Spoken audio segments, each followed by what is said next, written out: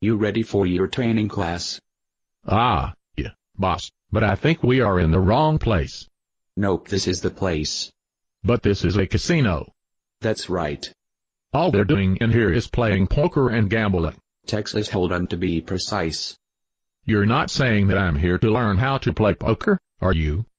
Actually, I don't care if you learn to play poker or not.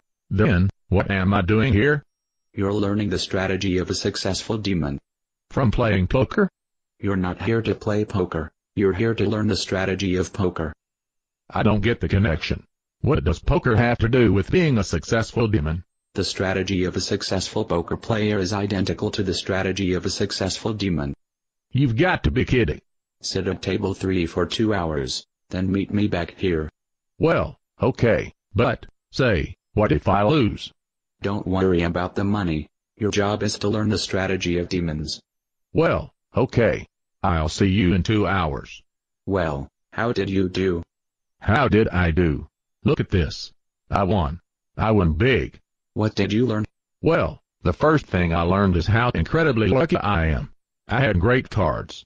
I don't want to burst your bubble, but you were sitting at table 3, weren't you? Well, sure, but... But what? Are you saying the dealer was one of us? It cuts down the odds considerably, don't you think? So, what you're saying is that I'm not all that good at Texas Hold'em. Let's just say that you don't have to be good when the cards are on your side. You know, I wasn't the only one at the table with good cards. The other players had good cards too. Of course. They were at table 3. You mean the dealer gave them good cards too? Of course. That's why you won so big. How does it follow that I won big because my opponents had good cards? Look, you're a demon. A demon's job is to keep people out of heaven, right?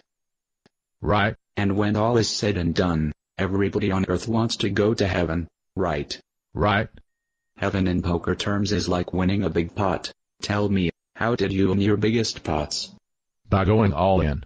Exactly. It's the same with sinners trying to get to heaven. You get them to go all in. Now you're thinking like a demon. Thanks. Did you ever get anyone at the table to go all in while he was holding a 7-deuce offsuit? No. That's the worst hand. Oh, I see what you're saying.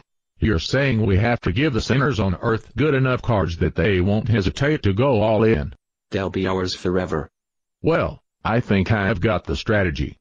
But how do we translate poker strategy into something that will give the sinners enough false confidence to go all in? You have to get them to forget about the ace. You mean Jesus? Now, how are you going to get them to forget about him if you keep mentioning his name? Sorry, boss. But if the ace is what wins the pot, how do you get them to go all in? The answer is works. Works? Yes, both poker players and sinners like to be in control of their own destiny. All you have to do is give them a false sense of security that their eternal future is in their own hands. Make them think they can't lose. How do I do that?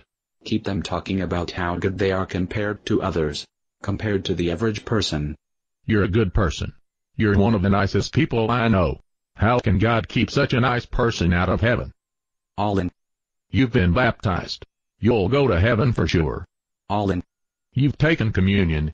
Heaven is yours for the taking. All in. You keep the Sabbath. Go straight to heaven. All in. You're a member of the only true church. You belong in heaven. All in. And when they go to cash in, St. Peter will meet them at the pearly gates and ask them about you know who. And the sinners will say, what difference does he make? I went all in with my good works. All in with the second best hand. You lose. You lose. Based on a play by Bob Snook, Conditions for Use. Do not sell any part of this script, even if you rewrite it.